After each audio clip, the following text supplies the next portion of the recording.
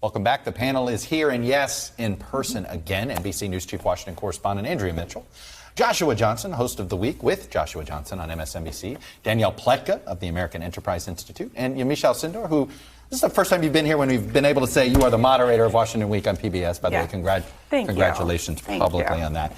All right, in First Street on Friday, Mark Murray and I and our team laid out sort of three ways that this bipartisan deal can get derailed. Scenario one, conservatives revolt. You saw that with Lindsey Graham. Dual track infrastructure plan he called extortion. You heard Bill Cassidy seem to think maybe the president's statement helped calm the waters. Scenario two is that the Democratic consensus unravels. We heard how that could be possible from Congresswoman Ocasio-Cortez there, although I sensed that there is an attempt to not make the White House mad. I mean, I thought that was interesting there. And then scenario three is something, we call it the great unknown, but the fact is these are fragile majorities, okay? And anything can happen, and suddenly the majority can change. I mean, we have very narrow majorities in the House and Senate. Andrea Mitchell, where does this deal stand?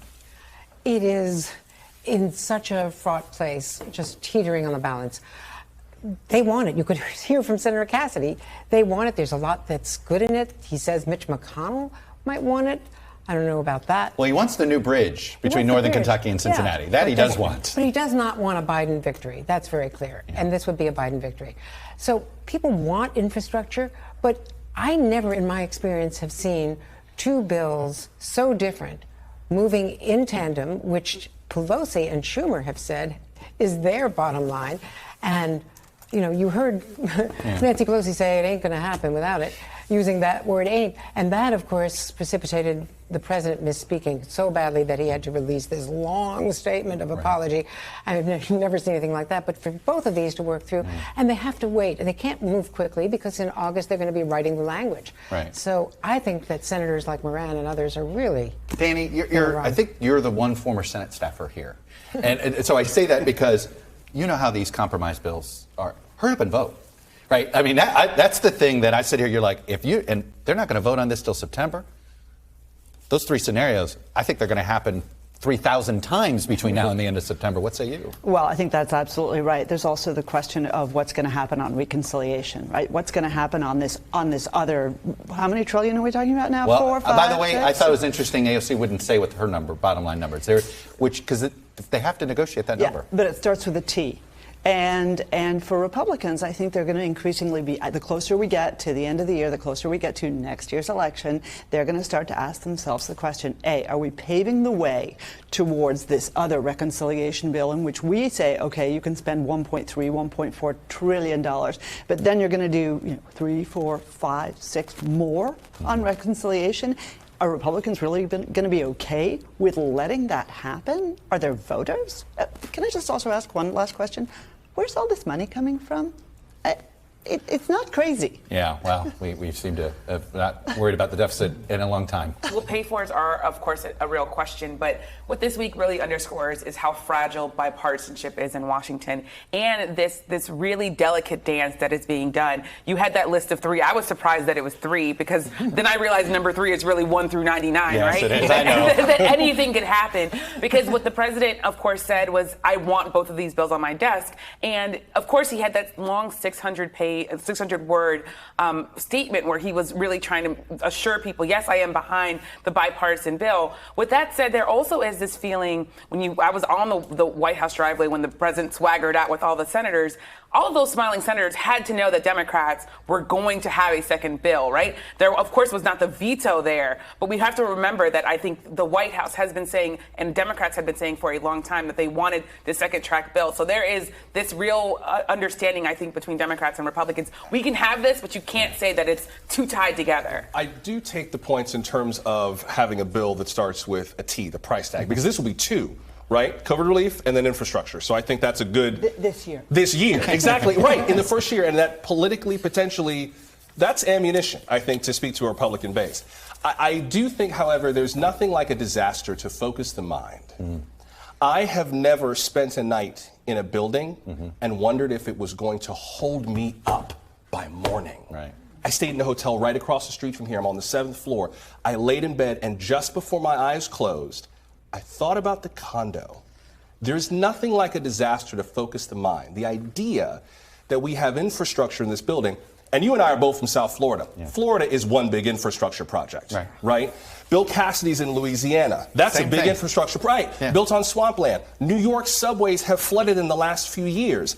And the National Institute of Building Sciences has said, bridge fall. Exactly. This week on the D.C.-Maryland line.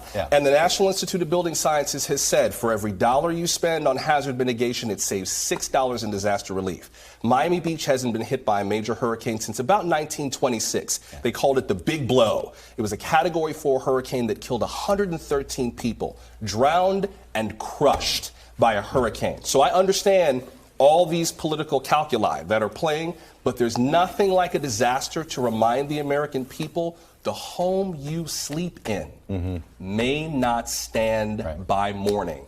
And there's something you can do about it. There's just one thing about the so-called pay-fors.